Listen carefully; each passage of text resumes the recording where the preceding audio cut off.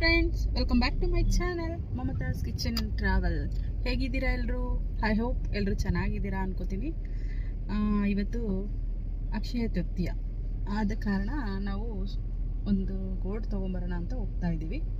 ಪಾಪ ಹಾಯ್ ಮಾಡು. Welcome back ಹೇಳು. ನಾನು ಹೆಂಗೆ ಹೇಳೋದು? Welcome back to my channel Mamata's kitchen. Mamata's kitchen.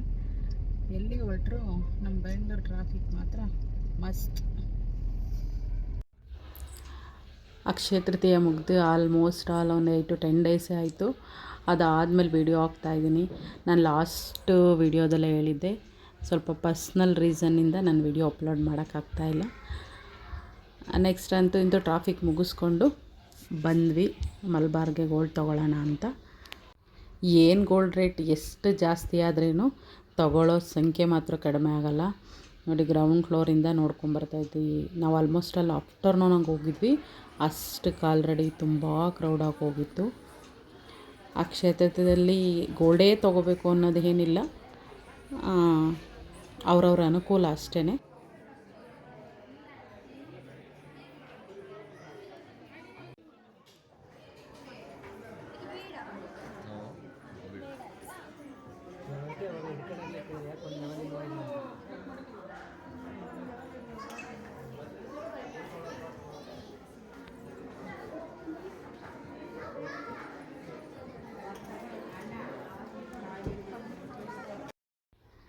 Next gold ತೊಗೊಂಡು ಬಂದಾಯಿತು. ಇನ್ನು ಸಂಜೆ ಮತ್ತೊಂದು ಸರಿ ಪೂಜೆ ಮಾಡೋಣ ಅಂತ. ಆ್ಯಕ್ಚುಲಿ ಅರ್ಲಿ ಮಾರ್ನಿಂಗೇ ಮಾಡಿದ್ದೆ ನಾನು ಪೂಜೆನ. ಸಂಜೆ ಮತ್ತೆ ಗೋಲ್ಡ್ ತೊಗೊಂಬಂದಿದ್ವಲ್ಲ, ಇನ್ನೊಂದು ಸರಿ ದೀಪ ಹಚ್ಚೋಣ ಅಂಥೇಳಿ ಅದನ್ನು ಇಟ್ಟು ಗೋಲ್ಡ್ ಇಟ್ಟು ಪೂಜೆ ಮಾಡಿ ಆಯಿತು. ನೆಕ್ಸ್ಟು ಅಕ್ಷಯ ತೃತೀಯಲ್ಲಿ ತುಳಸಿ ತೊಗೊಂಬಂದರೆ ತುಂಬ ಒಳ್ಳೆಯದು ಅಂತ ಹೇಳ್ತಾರೆ. ಹಾಗಾಗಿ ನಾನು ತುಳಸಿ ಹೆಂಗೂ ಹೋಗಿತ್ತು ನಮ್ಮ ಮನೇಲಿ, ಅದನ್ನು ತೊಗೊಂಬಂದು ಪೂಜೆ ಮಾಡಿದ್ದೆ. ನೆಕ್ಸ್ಟ್ ಇದೇ ತೊಗೊಂಬಂದಿದ್ದು ನನ್ನ ಮಗಳಿಗೆ ಬ್ಯಾಂಗಲ್ಲು. ಒಂದೊಂದು ಆಲ್ಮೋಸ್ಟ್ ಅಲ್ಲಿ 4 ಗ್ರಾಮ್ ಏನೋ ಬಂದಿದೆ. ಚೆನ್ನಾಗಿದೆ, ಸಿಂಪಲಾಗಿ ಕ್ಯೂಟಾಗಿ. ಇನ್ನು ಸಂಜೆ ಅಡುಗೆ ಮಾಡಬೇಕಾಗಿತ್ತು.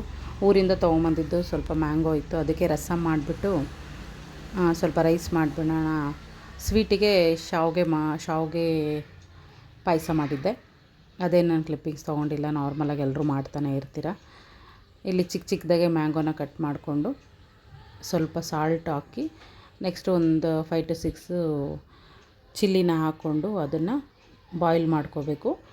ಬಾಯ್ಲ್ ಮಾಡ್ಕೊಂಡು ಆದಮೇಲೆ ಅದು ಬೆಂದಿರೋದ ಮೇಲೆ ಮಿಕ್ಸಿ ಜಾರ್ಗೆ ಹಾಕ್ಕೊಂಡು ಅದನ್ನು ಚೆನ್ನಾಗಿ ರುಬ್ಕೊಳ್ಳೋ ಟೈಮಲ್ಲಿ ಸ್ವಲ್ಪ ಕಾಳು ಮೆಣಸನ್ನ ಹಾಕ್ಕೊಳ್ಳಿ, ಖಾರ ಚೆನ್ನಾಗಿ ಬರುತ್ತೆ. ಪೇಸ್ಟ್ ಮಾಡಿರೋಂಥದ್ದನ್ನ ಸೈಡಲ್ಲಿ ಎತ್ತಿಟ್ಕೊಂಡ್ಬಿಟ್ಟು ನೆಕ್ಸ್ಟ್ ಇದಕ್ಕೆ ಒಗ್ಗರಣೆ ಕೊಟ್ಕೊಂಡ್ರೆ ರಸ ಮುಗಿಯುತ್ತೆ. ನಾವು ಗೋಲ್ಡ್ ತೊಗೊಂಬರೋದಕ್ಕೆ 2 ರೀಸನ್ ಇತ್ತು ಫ್ರೆಂಡ್ಸ್. ನನ್ನ ಫ್ರೆಂಡ್ ಪಾಪುದು ನಾಮಕರಣ ಇತ್ತು. ಪಾಪುಗೊಂದು ರಿಂಗ್ ತೊಗೋಬೇಕು ಅಂತ ಪ್ಲ್ಯಾನ್ ಇತ್ತು. ನೆಕ್ಸ್ಟ್ ಅದಾದಮೇಲೆ ನನ್ನ ಮಗಳದ್ದು ನಾನು ಮಂತ್ಲಿ ಪೇ ಮಾಡೋಂಥ ಸ್ಕೀಮ್ ತೊಗೊಂಡಿದ್ದೆ. ಆ ಸ್ಕೀಮು 1 ಇಯರಲ್ಲಿ ಕಂಪ್ಲೀಟ್ ಆಗುತ್ತೆ. ಅದಕ್ಕೆ ಹೆಂಗೂ ಕಂಪ್ಲೀಟ್ ಆಯಿತು, ಅದು ಬ್ಯಾಂಗಲ್ ತೊಗೊಂಬರೋಣ ಅಂತ ಹೇಳಿ ಪ್ಲ್ಯಾನ್ ಮಾಡಿ ತೊಗೊಂಬಂದ್ವಿ. ನಿಮ್ಗೆ ಯಾರೆಲ್ಲಾದರೂ ಸ್ಕೀಮ್ ತೊಗೊಳ್ಳೋ ಇಂಟ್ರೆಸ್ಟ್ ಇತ್ತು ಕಾಮೆಂಟ್ಸ್ ಮಾಡಿ, ನಾನು ಅದು ಯಾವ ರೀತಿ ಅಂತೇಳಿ ತಿಳಿಸ್ಕೊಡ್ತೀನಿ. ಆ್ಯಕ್ಚುಲಿ ಈಗಿನ ಗೋಲ್ಡ್ ರೇಟಲ್ಲಿ ನಾವು ಒನ್ಸ್ ತೊಗೋತೀವಿ ಅಂತ ಹೇಳಿದ್ರೆ ತುಂಬ ಕಷ್ಟ. ಅದರಲ್ಲೂ ನಮ್ಮಂಥ ಮಿಡಲ್ ಕ್ಲಾಸ್ನವ್ರು ತೊಗೊಳ್ಳೋದಂತೂ ಇನ್ನೂ ಕಷ್ಟ. ಹಾಗಾಗಿ ನಾವು ಮಂತ್ಲಿ ಇಷ್ಟಿಷ್ಟು ಅಂತ ಸೇವಿಂಗ್ಸ್ ಮಾಡಿದ್ರೆ ನಮಗೆ ಹೆಲ್ಪ್ ಆಗುತ್ತೆ ತೊಗೊಳ್ಳೋ ಅಂಥದ್ದು. ನೀವು 1K 2K 3K 5 up to 10Kವರೆಗೂ pay ಮಾಡಿಕೊಂಡು ಲಾಸ್ಟಲ್ಲಿ 1 ಇಯರಲ್ಲಿ ನೀವು ತೊಗೋಬೋದು. ಮೇಯ್ನ್ ಏನಂತ ಹೇಳಿದ್ರೆ ಅದು ಮೇಕಿಂಗ್ ಚಾರ್ಜ್ ಇರೋದಿಲ್ಲ, ಅದೊಂದಿಗೆ ಪ್ಲಸ್ ಪಾಯಿಂಟ್ ಆಗುತ್ತೆ, ನಮಗೆ ತೊಗೋಬೋದು.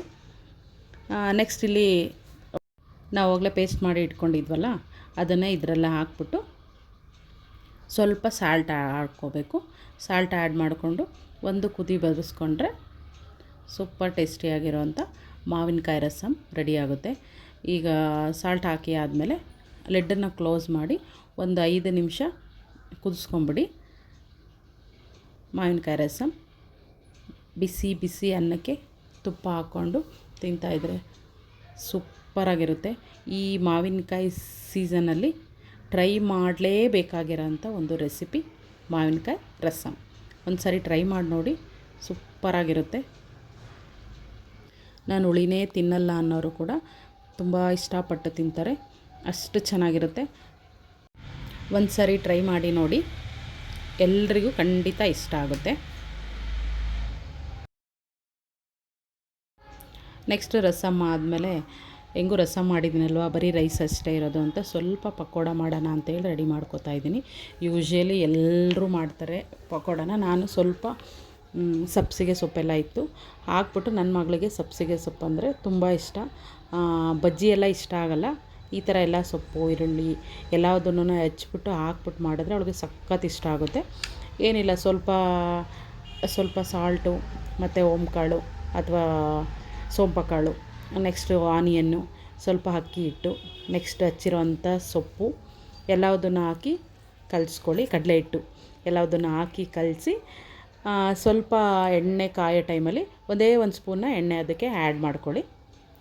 ನೆಕ್ಸ್ಟ್ ಕರೆದ್ರೆ ಸೂಪರ್ ಟೇಸ್ಟಿಯಾಗಿರೋಂಥ ಪಕೋಡ ರೆಡಿಯಾಗಿರುತ್ತೆ. ಸಿಂಪಲ್ ರೆಸಿಪಿ, ಹಂಗಾಗಿ ಏನು ಕ್ಲಿಪ್ಪಿಂಗ್ಸ್ ಹಾಕ್ದೆ ಬಾಯಲ್ಲೇ ಹೇಳ್ತಾಯಿದ್ದೀನಿ.